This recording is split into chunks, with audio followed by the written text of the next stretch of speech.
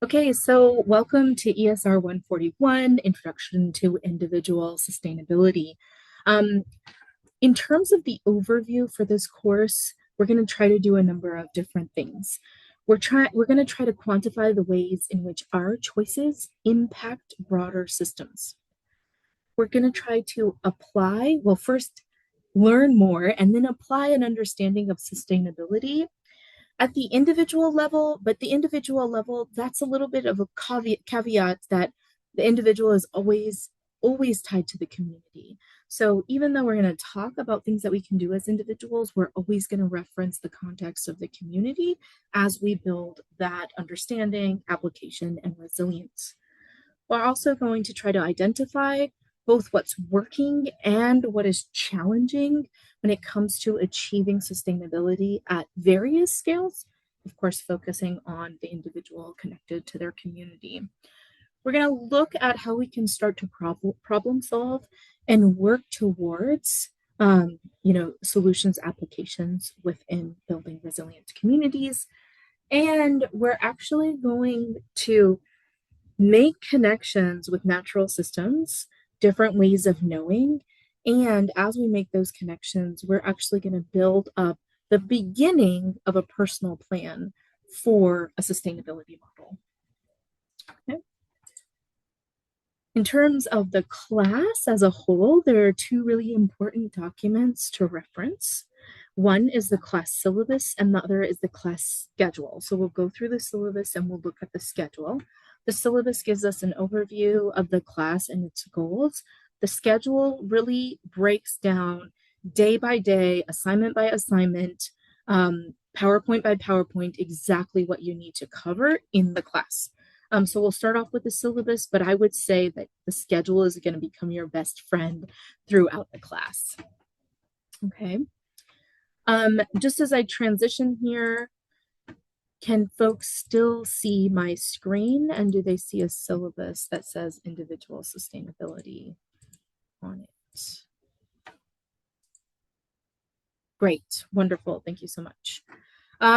Okay, so here we are. This is our course, Individual Sustainability, CRN 44855. It's a 4-credit course, so if we met in person, that means there would be 4 hours per week of content delivery. And that's outside of readings and homeworks and research for projects, so on and so forth.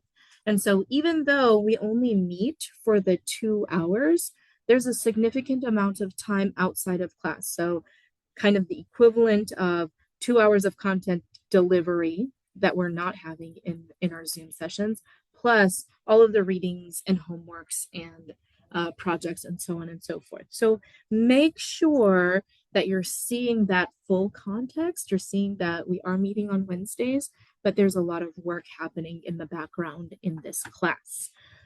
We'll talk about what that work looks like. It's not so much like a traditional class where you have exams and things like that.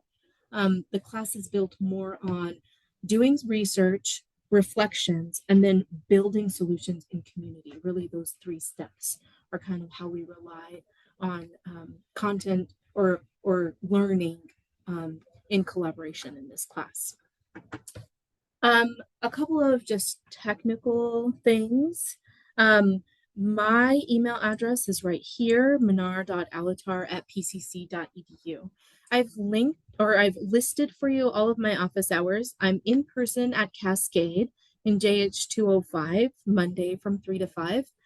You can also meet me via Zoom at that time or in my evening office hours, Tuesday and Thursday. But honestly, if you shoot me an email, we can work out anytime. I'm pretty flexible throughout the week with a couple of exceptions. So you don't really need to rely on these office hours. Just shoot me an email and I'm happy to make a time with you. This is my office phone. Unless I'm in the office, I won't receive that very quickly, but I will receive a message that you leave. So actually the fastest way to get in touch with me is manar.alatar@pcc.edu. My goal is to respond to you within 24 hours. If you don't hear back from me within 24 hours, I'll just say within here, Go ahead and ping me. I appreciate that. So just shoot me another email that says, hey, um, do you mind responding to my previous email? Okay. Um, in this class, we're going to be looking at um, environmental science and the processes of the scientific method and the different components of that. And we're also going to be looking at the systems in which we exist as individuals that lead us to either more sustainable or less sustainable communities, right? And so, specifically, we're going to cover topics of sustainability, ecological principles, food, water, energy, transportation, waste, and consumption. And we'll focus in on those throughout the course. We will be guided by this text right here, which is called Choices for Sustainable Living. And I'll open that out. It should now be available through the bookstore. It's also available online. And this is a book that is collated by many different authors and many different perspectives and allows us to go through those topic areas that I had just mentioned before, listed before. And so this is our starting point. But you'll see when we get to the syllabus that we also have additional readings, podcasts, documentaries, so on and so forth, that allow us to explore these topics that are outlined in our textbook. Okay. I'm going to come back to this in a second. In terms of our course structure, you're going to see, like we said, we're going to meet for our Zoom session on Wednesdays from 4:30 until 6:20. And we'll talk a little bit more about what that'll look like. Then we'll have a significant amount of reading via our textbook and other resources that we're going to do outside of the class. So I'm going to jump into the schedule to give you an idea of what that looks like. And then I'm going to come back to the syllabus. So if you look at this schedule, and that is linked in D2L, it's linked in the syllabus, and I'm also going to send it in the chat.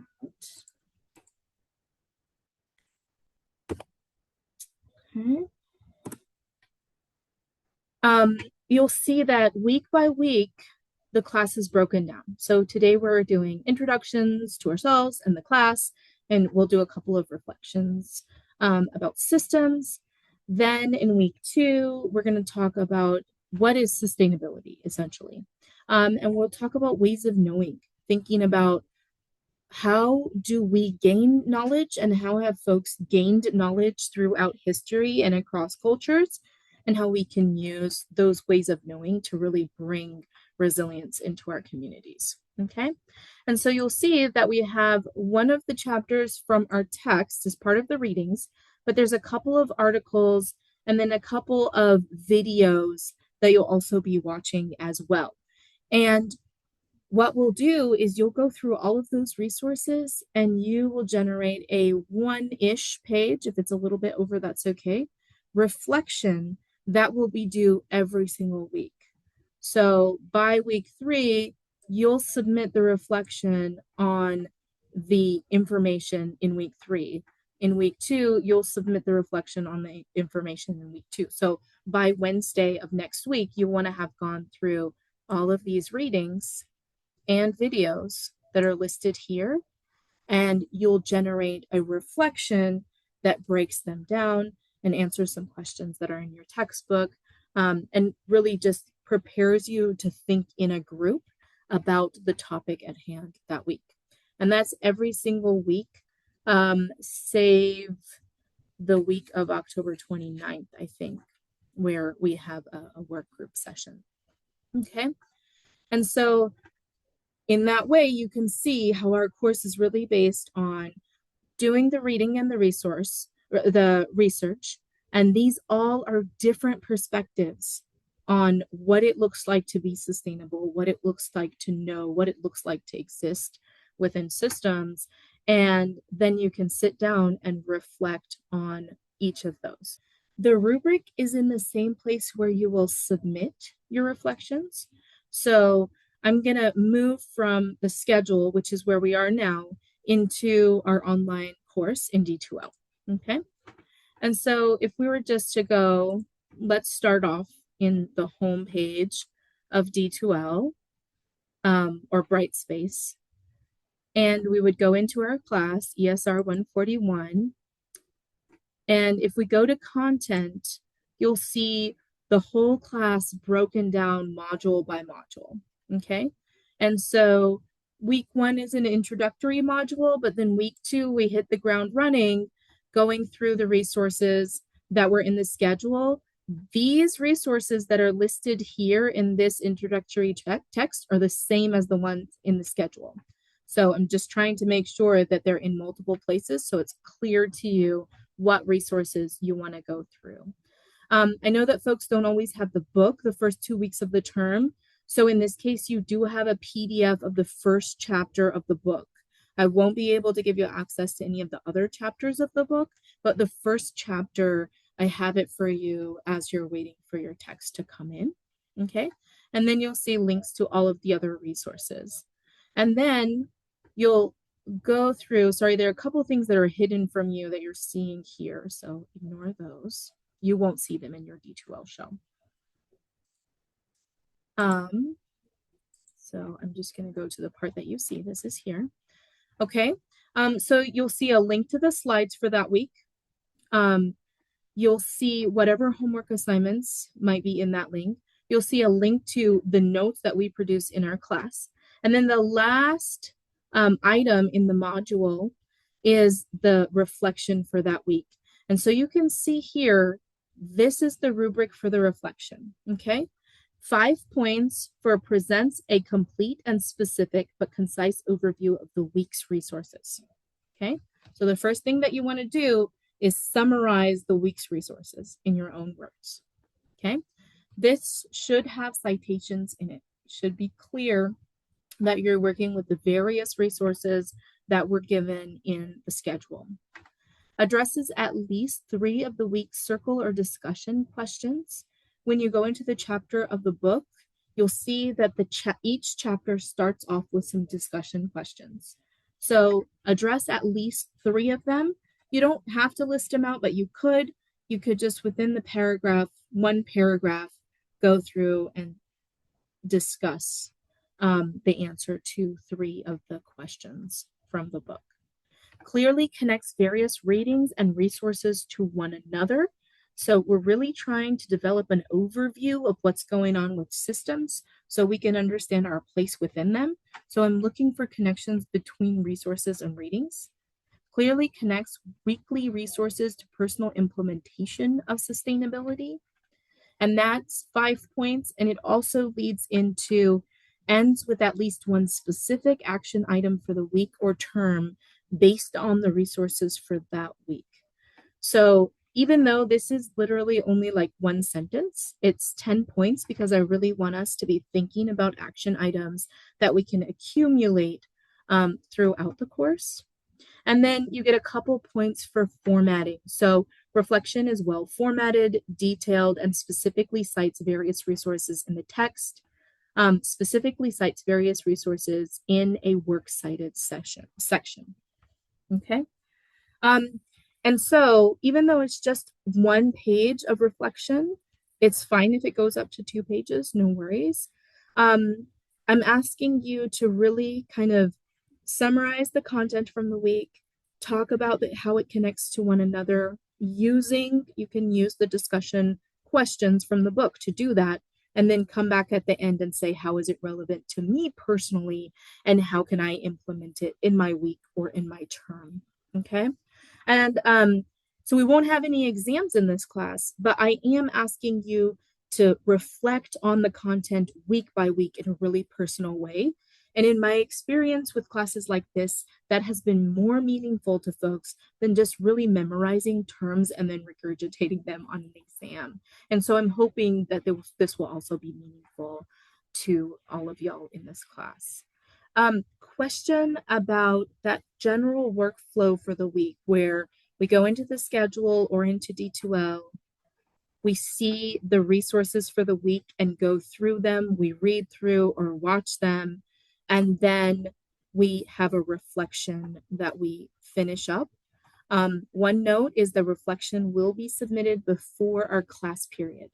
So by next week on Wednesday at 4:30, you should have had your reflection submitted, and that preps you to really be an engaged participant in the discussion on Wednesday in Zoom. But that's a really good question.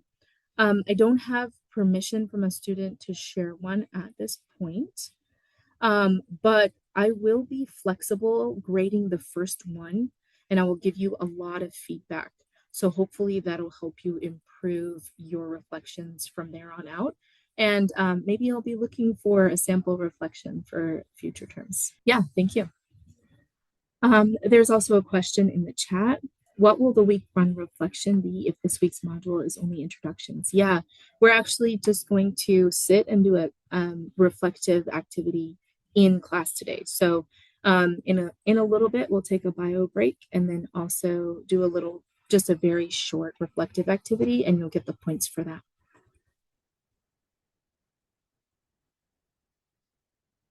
Okay, great. Yeah, keep them coming. If you have questions, keep them coming. Okay. So I appreciate your patience as I move back and forth between resources. What we're kind of toggling between the schedule, the syllabus, and the online D2L shell. So I'm going to jump back into the syllabus so we can go back into our discussion of kind of how to gain our points for this class now that we kind of have an overview of how the class works. Okay, week by week. So I'm going to go to this page here. Nope, I'm sorry. Right here. So how do I gain points in the class? So we said the bulk of the points, this is a 1,000 point class. Okay, 1,000 points. The bulk of the points, the 400 of those points come from our weekly reflections, where we are kind of trying to do research and potentially become a little bit more, build a little bit more expertise in the various topic areas, and then reflect on them in our written reflections. Okay. We will also be reflecting together in community. So we're going to have weekly discussions in our Zoom sessions where we'll break down the content of the week. And so there's another 200 points that are associated with that, just coming in, participating in the discussions, and being active within the Zoom session. Now, today is a little bit different, but from here on out, we'll have a very similar format, as I had mentioned before, where we'll have an in-community session at the very beginning, where we have a discussion that's very short, about 10 minutes. We'll have a short lecture, and then about a half of the class will be dedicated to a structured discussion. And so you get those participation points by being present throughout that whole Zoom session. The structured discussion means that a couple of the folks each week, 3 people specifically, will take on roles to help guide our discussion in the class. So we're going to have an opener, we're going to have a facilitator, and we're going to have a note taker every week. And so everybody in the class will need to sign up at least once for one of those roles. And there will likely be a couple of additional roles available that will be available for bonus points. I'll show you where to sign up for those in a minute, but that allows for our discussions, one, not to always be led by me, because y'all have expertise too that I really want to bring into the classroom so that we can really learn in community and in a more well-rounded way. But two, it allows for that discussion to kind of be facilitated, smooth, and a little bit more specific and thoughtful. Okay. We also have a couple of projects in the class, and I'll help facilitate your progress in the projects because I'm going to have check-ins with you. So 2 of the homework assignments are basically check-ins to make sure that you're thinking about your projects. So our Seed Stories project is where we look at a specific plant food item that is important and relevant to our life, and we think about where its seeds come from and how it might grow in the Pacific Northwest and what are the stories that it means to us. And then at the end of the term, you'll submit a sustainability model where it's a very personalized model of how a more sustainable world around you as an individual might look and how you can contribute to it. So I will show you a couple of examples of both of these, and they are in D2L. Actually, let's go ahead and do that now while it's fresh in our mind.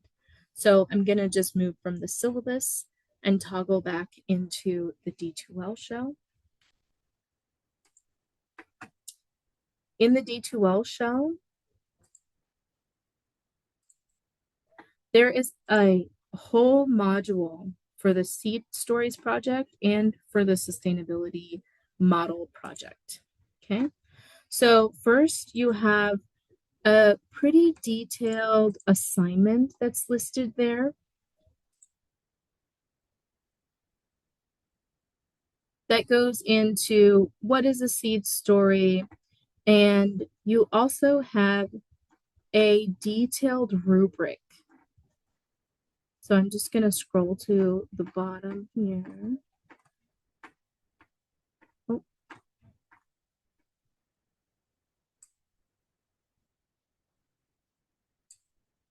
Okay.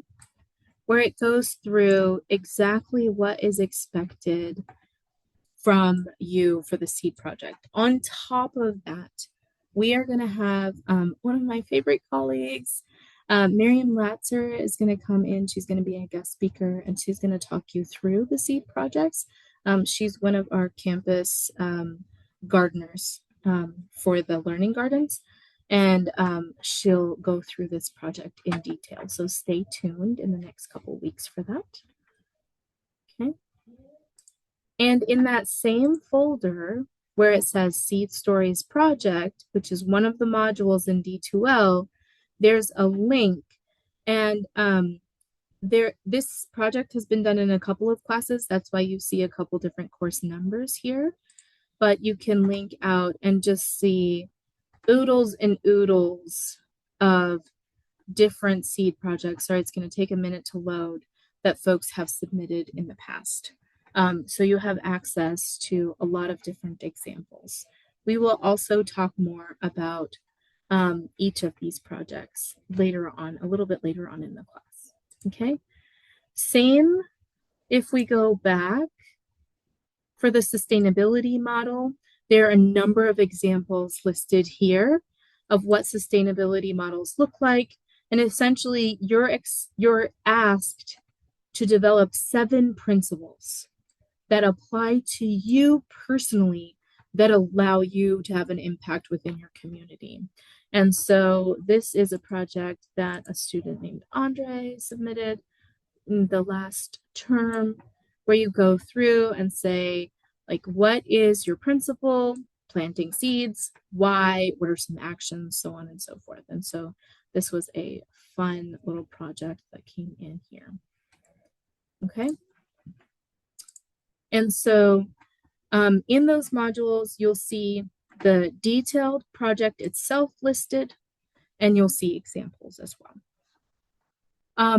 We will take some more class time in future classes to go into a little bit more details into each of these, but any questions as of yet?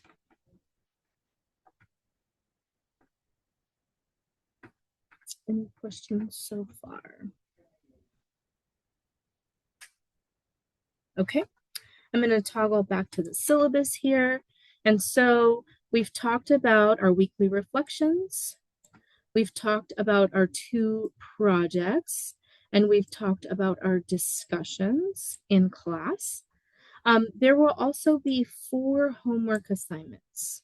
So the 4 homework assignments, 2 of them are just check-ins. So it's your seed stories check-in and your sustainability model check-in. And there are very specific links, questions that you'll answer. So if we go to the schedule here, you'll go in, you'll see the homework listed here, homework, seed summary, due. You'll click on that link, and it'll have you make a copy for yourself. And you'll just answer these questions for the homework. What is the name of the country or region of the world I'm choosing? What is the name of the plant? Why is the plant important? So on and so forth. And so that just gives you an outline for your Seed Stories project.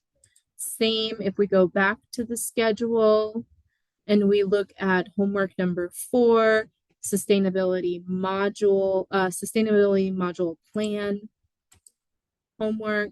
We open that up, make a copy, and you'll see, again, you're just going to answer these very specific questions. So that helps you get on track with the 2 projects, and that's 2 of your homework assignments. So essentially, just checking in to make sure that you're thinking about your project. The other 2, one of which will be due next week, and the other of which will be due in a couple weeks on October 29th, allow us to explore a little bit more connections. So the homework that's due next week is called Sitting in Nature. It is actually just a continuation of one of the resources that you'll already be watching. You're going to be watching this video called Gifts of the Land by Dr. Robin Kimmerer, where she talks about how we sometimes miss our connections to the land and natural systems, but we're always part of those natural systems. And so the Sitting in Nature homework asks you to literally, after you watch that video, sit in nature and make a sketch and describe what you see in that natural setting. Now, nature is a misnomer sometimes because when we think of nature, sometimes we think of an isolated space, but really, even if you're sitting at your window and looking out onto a park or a tree or whatever it is that's around you, you are in nature. So don't feel like you need to go into some rural space to be able to do this homework assignment. You're welcome to just fill out these questions that are listed here, or within the sketch that you make, just make sure to include a couple of notes that address all of these 11 things. Okay. And I'm going to go back to our syllabus here. The last 2 things are within the next week or so, there are 2 very short quizzes that help me learn a little bit more about you beyond what you've introduced in class. And, up here, sorry. And also just let me know that you have read through the syllabus and the schedule and are ready to engage in the class. So that's basically how we get points for this course. Questions so far?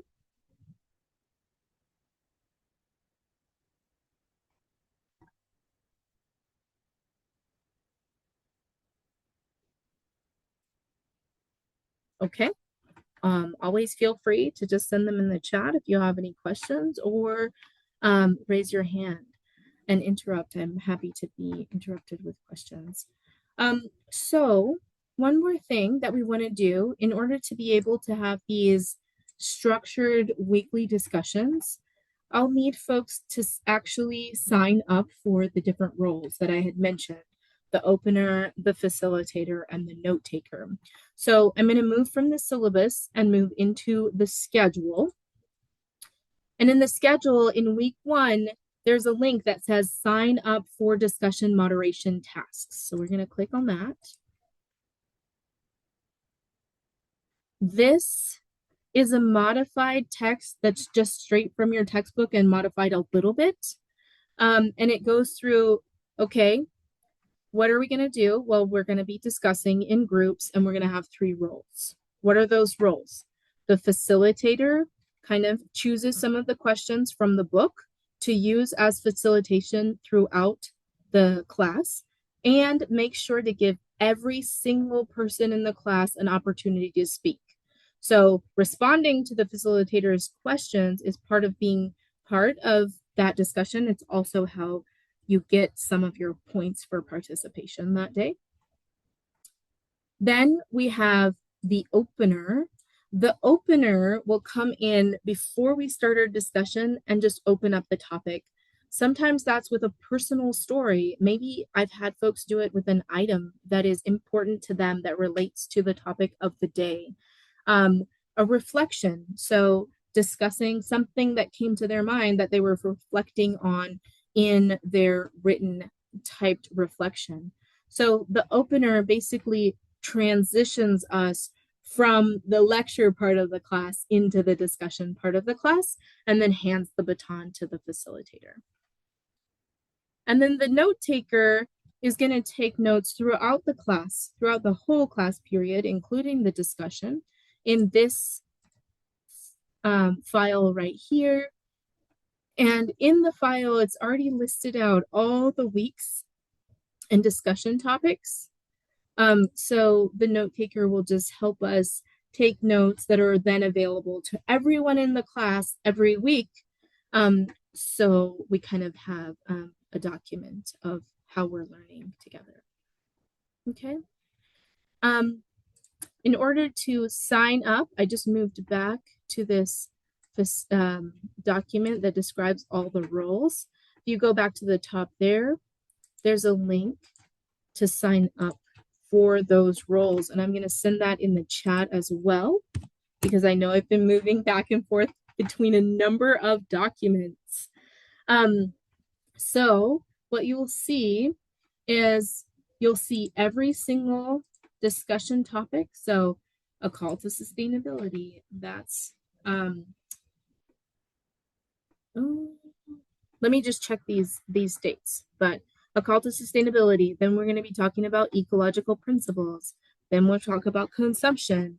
And so each week we're going to go through these different topics, and we're going to need someone to sign up as an opener, facilitator, and note taker.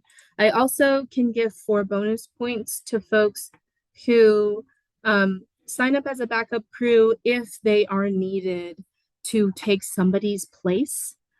Because say the facilitator isn't able to come to class that day, and then the backup crew would be prepared to take either of those 3 roles. Okay. And so that is another to do. Just kind of think about a day and a topic that is interesting to you and get signed up there. Okay. We will not have a facilitated discussion this first week today. So I'm sorry that I have that open, but I'll have folks in those spots move to other weeks.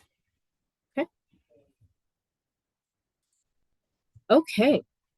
So that is essentially our class.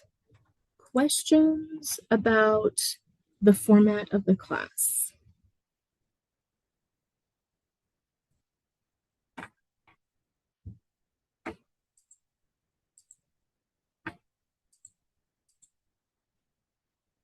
Okay. Okay.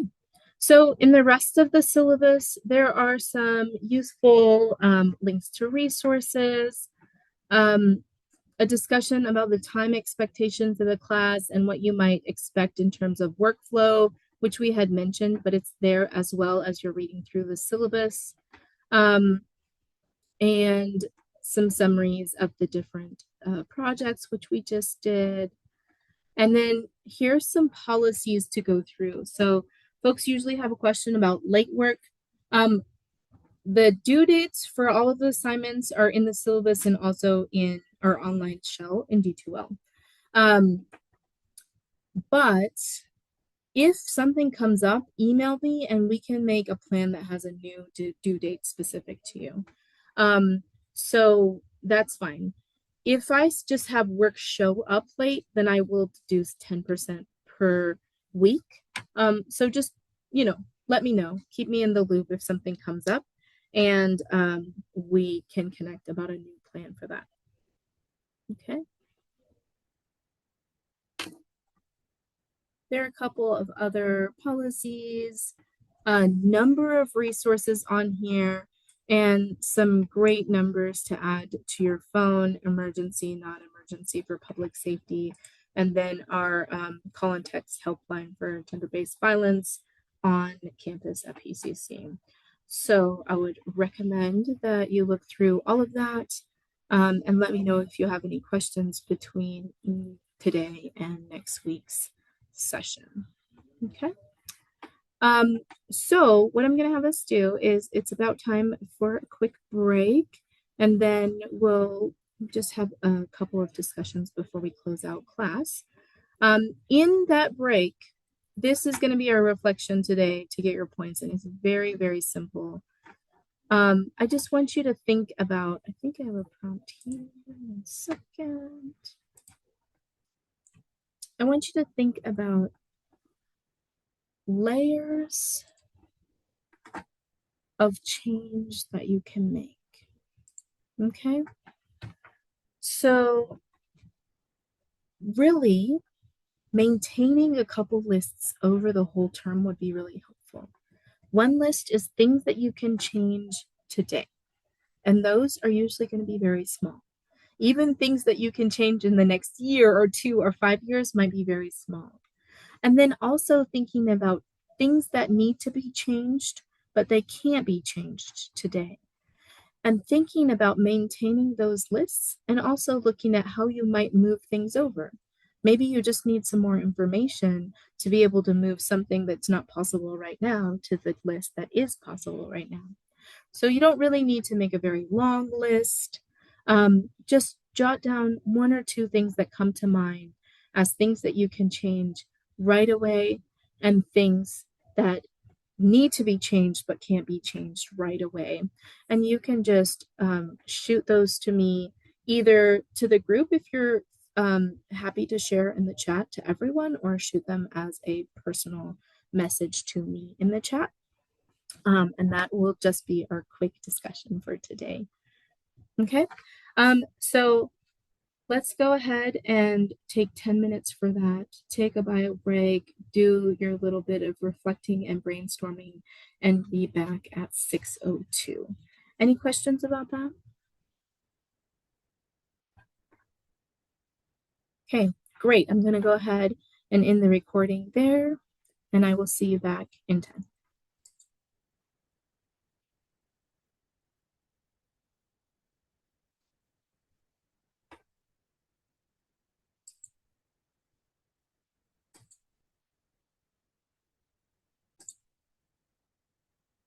So sometimes in this space, when we're thinking about sustainability, we're thinking about climate change, we're thinking about all of these impacts that come from the way in which we consume, it can sometimes feel overwhelming. And we often have this question, do my individual actions even really matter? And so it is true that it's important for policy to be able to change. It's important for large systems to be able to change, and it's important for large companies to change. But for that to happen, us as individuals, we have to be the catalysts of that change. And so I want us to always be hopeful in this class. And it can be difficult because there's a lot going on that sometimes it feels difficult to be hopeful about. But know that as a collective, each one of us can make a difference. And oftentimes, and I would argue always, that starts with us relying on the work of other folks around us and starting to understand, not relying on it in terms of not doing our own actions, but relying on beginning to understand and sort through what is known, what is being done, and what connections can I make within those spaces. And that's why I teach this class in the way that I do, where we do a lot of research, where we do a lot of connection to folks' experience and diverse experiences, and we do a lot of reflection so that we can go in to the experts' fields and knowledge that they've already generated and produced, and we can learn from them, and we can take from them action items, and we can start to build off the work that has been done as individuals so that we can catalyze large change and massive change throughout systems. And so these are some of my favorite books, some of which we'll read from in the class, and some of which I recommend that you look into. And that said, sometimes it can feel like a lot of information. And it's true because it is. Because if we really want to consider how we can be sustainable as individuals, we really need to be thoughtful of the systems in which we exist. And we are, as an individual, exist at different intersectionalities within multiple systems, right? So it can be information overload. And that's why I always want us to go back to that reflective activity that we just did, right? So I'm going to go back here. Our reflective activity said, break it down. Break it down into the small actions that I can do today or this week or tomorrow, and the actions that I need to eventually be able to be part of or help catalyze that maybe aren't accessible right now.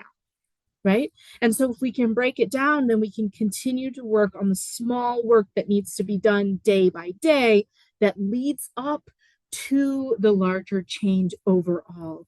And in that way, I believe that we can know that we have an impact as individuals, that we can build ourselves into the systems, the actions, the steps that have already been taken around us, and start to build up to more and more impactful movement and change. And in that way, we can always stay hopeful, because every now and again, it will feel overwhelming. The systems will feel overwhelming. The information might feel overwhelming. Maybe even just the class will feel overwhelming. But we can work together to break it down, and we can work together to make progress together.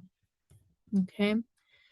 Along this journey, I want you to remember to be kind to yourself, and remember the class is titled Individual Sustainability, but I always, within this class and within the context of sustainability, want you to consider yourself as an individual within a network, within a community.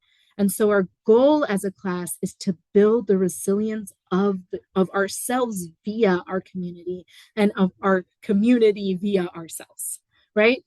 And that allows us to be reminded that we are never alone, right? We're never alone in this work that is big and important work that needs to be done, but we can do it together, right? Also, to remember that it is normal to feel resistance when you're asking for important and meaningful change, right? It is normal to feel resistance from your own self when you make a change where now you're composting instead of throwing away your organics, or now you're taking some of your trips by foot or by bike versus with your car, or now you're tapping into your community resources to exchange materials within your neighborhood. Sometimes your own self will resist. Well, it's just easier to chuck it. It's just easier to take the car. It's just easier to deal with this item on my own by throwing it away rather than repurposing it or giving it to someone else. But that resistance means that you are doing meaningful change. And so that resistance oftentimes is a good sign. And so this is just a reminder of that activity that we did that allows us to compartmentalize and stay hopeful. Okay. Another thing is, as you're gaining knowledge in this class, think about what your perfect sustainable future would look like. And that's essentially what we're going to do with our sustainability model project, where you're going to, define 7 principles of sustainability that are important to you. And that will give you a goal to work up to, right? And so as you're thinking about small steps, also think about the dream that you might have, so you can build those small steps up to that. Okay. And I always like to remember that it is the individual raindrops that eventually make a flood, right? So we can come together to make change. And I think, and I'm a little bit biased because I've studied food systems and I love to think about food systems, I really do think that food is one of the ways where we can engage in those systems. Also, perspective is key.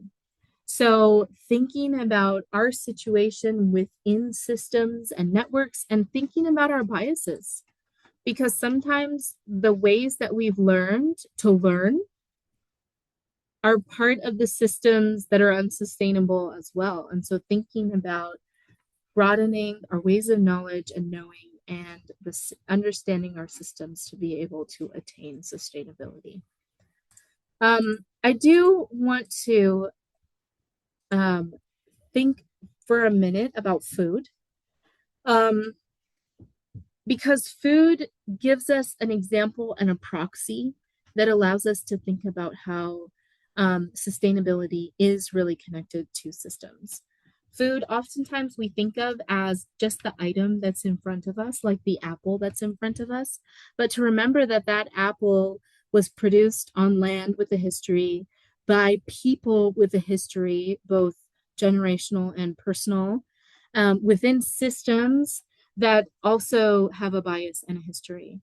And they allow for certain people to be fed by that apple, certain people less likely to be fed by that apple. Oftentimes, the same people that bring us that apple are the same people that have more difficulty accessing food and resources. And so, food, I think, is a really great proxy. And you'll see that I bring food into every single class as much as I can. Food touches environmental systems, it touches social systems, and it touches political and economic systems. And so you'll see that we read about some of these impacts, and even sometimes we don't think of, like, we'll read or listen to a podcast about phosphorus, which we can't have food without phosphorus, but we don't even know sometimes about like that resource and how important it is. Also, if we look at the sustainable goals for the UN, there are these 17 sustainable goals that eventually we should have no poverty, zero hunger, good health and well-being, quality education, gender equality, clean water and sanitation, affordable and clean energy, decent work and economic growth, industry, innovation, and infrastructure that is sustainable, reduced inequities, sustainable cities and communities, responsible consumption, climate action, a focus on life below water, also on life on land, peace, justice, and strong institutions, and partnerships for sustainable goals. All of these tap directly into food. And so what we learn, and you can dive more into the Sustainable Development Goals from the UN, but just looking at these very briefly, you know that to be able to be sustainable, we really have to think about food, not just as an example, but as a primary kind of component of sustainability. And so we can make small changes that have a big impact. Okay.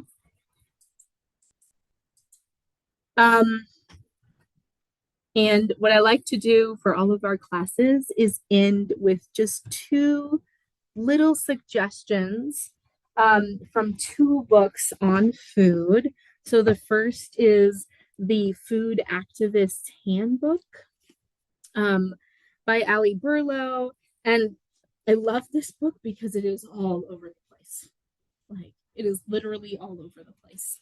And it gives you ideas from all throughout the food system and different types of like levels of engagement and different amounts of energy that you might put in. And it's just wonderful. So we'll have one suggestion from this book, and then Food Rules by Michael Pollan. Some just straightforward kind of thoughts on how you might make small changes that have big impacts. And so the first suggestion from Michael Pollan on page 115 here is to buy smaller plates and glasses. And I would actually change that to acquire and not buy. Maybe from your Buy Nothing group, or maybe from your neighborhood, free garage sale or whatever it is. Acquire smaller plates and glasses. The bigger the portion, the more we will eat, upwards of 30% more. Food marketers know this, so they supersize our portions as a way to get us to buy more. But we don't have to supersize portions at home. One researcher found that simply switching from a 12-inch to a 10-inch dinner plate caused people to reduce their consumption by 22%. And so again, this is a thought about food, but it's a proxy to broader systems. When you go into any store, the larger the shopping cart, oftentimes the more you'll fill into it. When you're going to purchase a car, there's big promises that are made, so on and so forth. But we can make thoughtful decisions as consumers to say, no, I just need what's sustainable for me, right? I don't need more than that. And then the other suggestion from the Food Activist's Handbook by Ali Burlow is to ask what is working. It's really easy for us to get caught up in what is not working. And there are so many things that are not working, but we can also stay hopeful by focusing on what is working. So, what she says here is ask what is working. Words matter. The language we use matters when we talk about people, food, communities, stories, barriers, issues, and solutions. We often want to identify what's broken and then outline how to fix it. But what if we instead asked what is working well and how can we do more of that? And so that's what I would like to end our class today with, is a suggestion that we continue to stay hopeful when we're talking about sustainability at the individual levels or beyond. And we ask what is working and how can I tap into that? So that is the end of our class today here. Thank you for your reflections and discussion. In our next class, you're going to go through the resources presented, submit your reflection before you come, and do your sitting in nature homework. Always let me know if you need more time on an assignment or a reflection, but that will get us ready for our discussion on Wednesday, and I'll see you there. Okay, I'll also stay in the Zoom if you have any questions after class. Okay, take care, folks. See you next Wednesday. Same place, same time.